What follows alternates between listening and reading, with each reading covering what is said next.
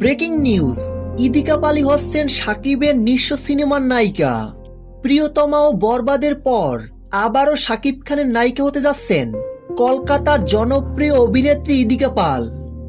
আগামী অক্টোবরের শেষ সপ্তাহ থেকেই শুরু হতে যাচ্ছে বহুল প্রতীক্ষিত এই নিঃস্ব সিনেমা শুটিং। প্রতি নিঃশ্বাসে নাম তোমার লেখা আমার।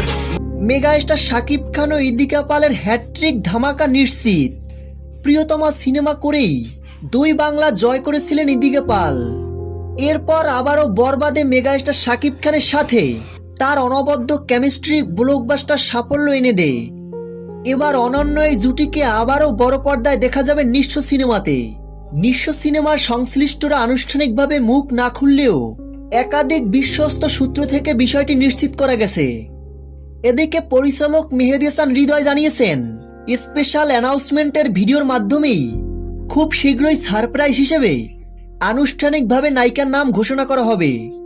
প্রিয় দর্শক, সাকিব খান ও ইদিকা পালের এই হ্যাট্রিক জুটি নিয়ে আপনার এক্সাইটমেন্ট কমেন্ট করে জানাতে ভুলবেন না।